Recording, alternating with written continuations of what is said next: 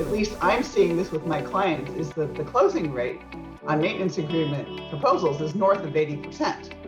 All right, so would you rather go to a client who's a maintenance agreement customer who already trusts you, you know that you're gonna get the job, most likely, or somebody who found you on a website search? That's why maintenance agreements are so important, is because they build the trust. Yep, I Period. love it.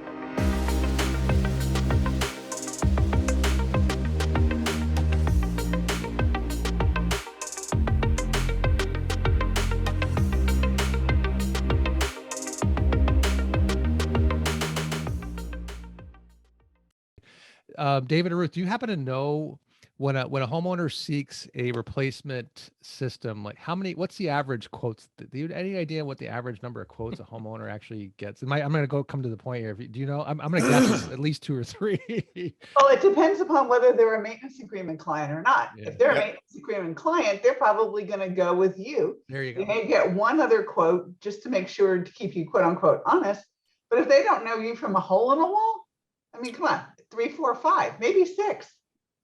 It's not outlandish, right? I mean, it's totally possible. Yeah.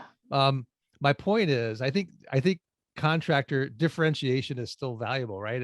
I mean, we want to set yourself apart, right?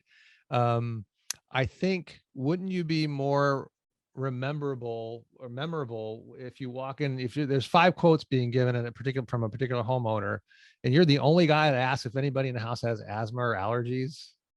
I think, well, geez, you get the homeowner standing back saying, hey, nobody asked me that before, but you know what? Yeah. Just differentiation, I think, is still important.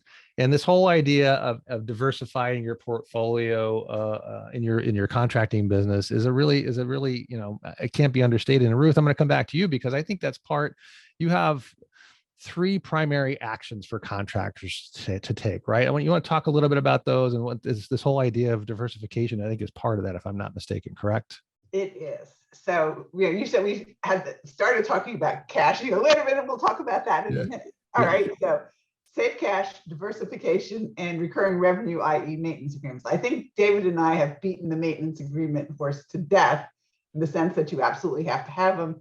The only thing we didn't mention about maintenance agreements is that, at least I'm seeing this with my clients, is that the closing rate on maintenance agreement proposals is north of 80%.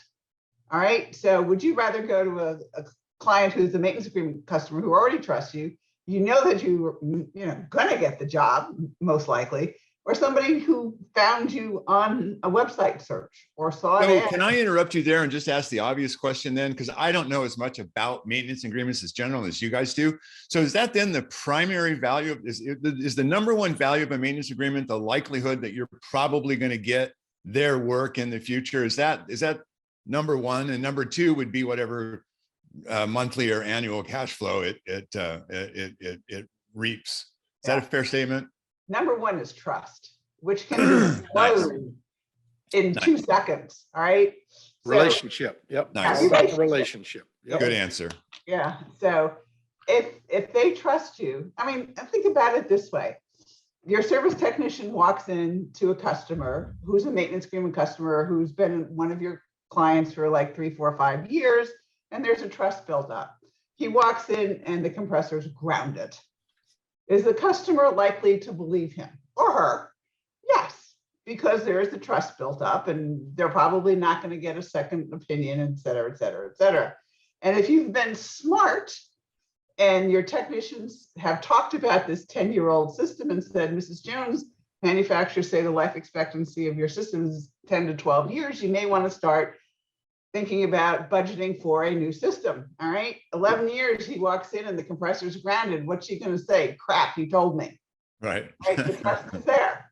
All right. Now, contrast that with somebody who's just doing a web search, and they liked your name, they liked your website, and they called you on the phone because they know there's something wrong with their system and there's a grounded compressor. Are they going to believe you? Maybe. Are they likely to get a second opinion? Yes. And third and fourth. Yeah. Yep. Yeah. Yep. All right. So, that's why maintenance agreements are so important, is because they build the trust. Yep. I Period. love it. All right. Yes, the replacement systems come. Yes, all the other things come. but they build the trust. There's a trust built up between you and that customer, and they have peace of mind that you are going to take care of them. They will refer. They generally listen to what you have to say. You know, it still needs to make sense to them, obviously, but they generally will listen to you. All right. So that's, you know, that's basically what maintenance agreements are about. And you're right, Ken, you know, yes, you will get more replacements because of it, because the trust has already been built up.